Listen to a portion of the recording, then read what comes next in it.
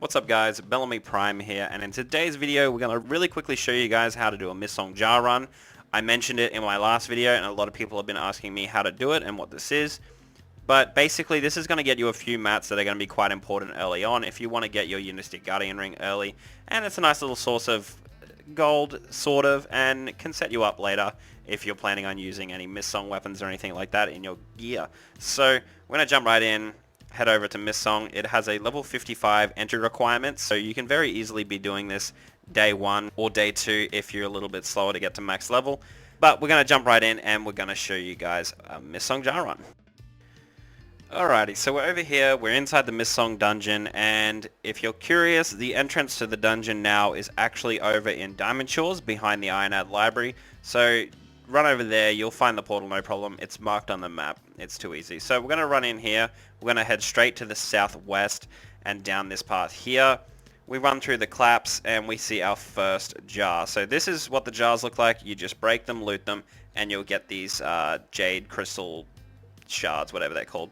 Now this part here, I can skip quite easily because I have Battle Rage, but you can very easily just tap the lanterns like that to move your way through if you don't have Battle Rage or anything to skip through this area.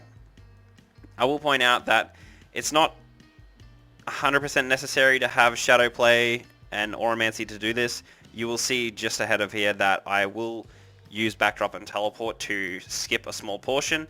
It's not 100% necessary, it's just the fastest, most easy way to do this. So if you do have Shadow Play and Auramancy, it is easy. You can do the same thing. We'll show it in a second. But just here, just in front of us here, that is a spot where a jar can spawn, but it hasn't spawned for us, so keep your eye out in that area if you go through. So we jump over this wall here, and now this is the skip. So we're going to backdrop and then teleport onto the path next to us, just to get along, because you can't actually jump the other bit of wall, because it will actually kill you if you do. So you can use a bunch of different mobility skills to do that maneuver, whether it's the new Swift Blade staff, or just a single behind enemy lines, or just a teleport. It's just the way I did it's the easiest way. So here we're going to break the jar with a basic arrow shot and let all the mobs target onto us. Then we're going to run out into the safe area to reset them. Then we're going to stealth and run past here, not to aggro the mobs.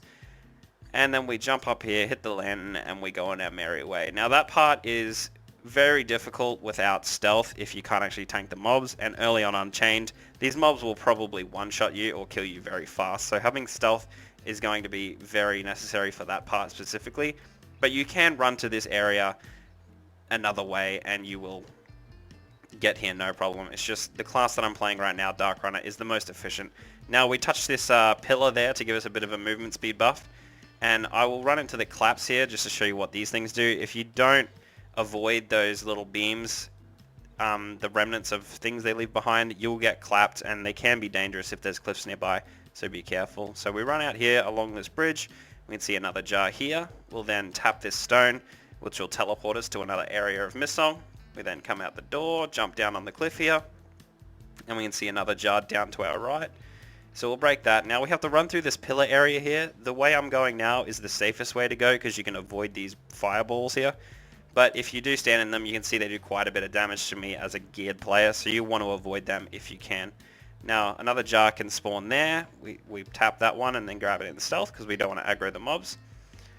We then run around here and drop down into the water because there are two different jar spawns that can happen in the water here. The one is just in front of us to our left there. It's not there this time. And the other spawn is on us about now.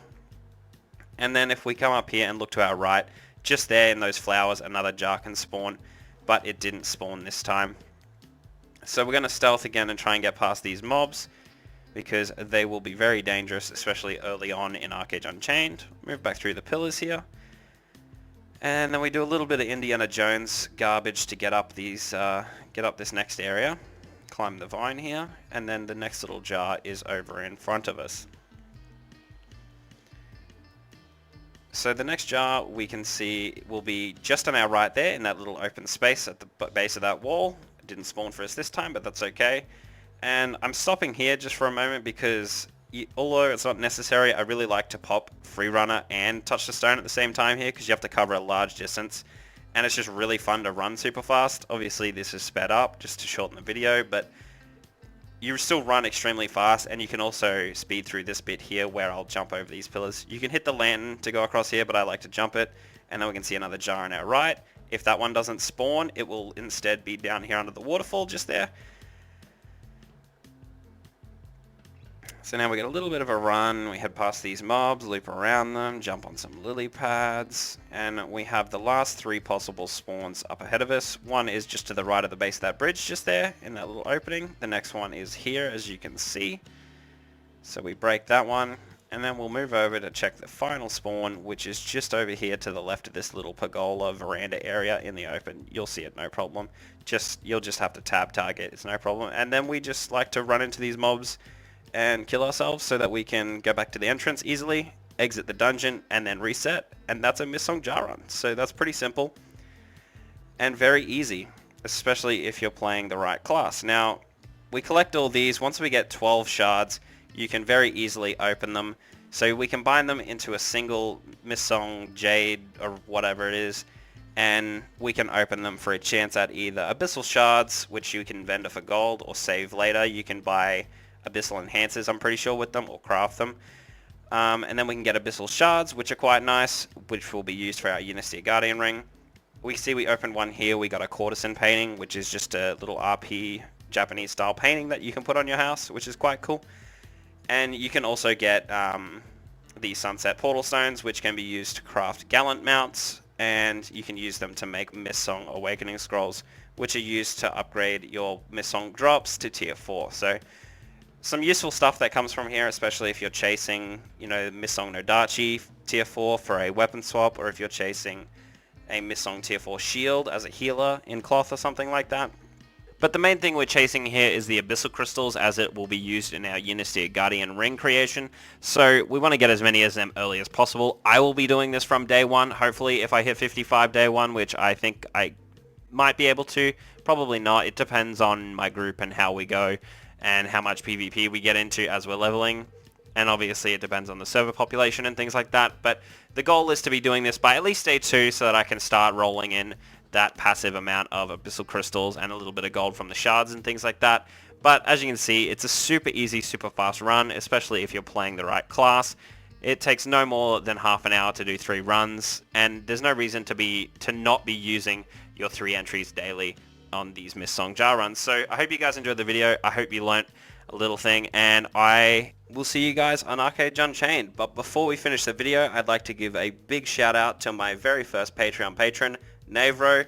Means a lot, my dude. But as always, guys, like, comment, and subscribe. Join my Discord if you haven't already, and I will see you guys in the next video. Cheers.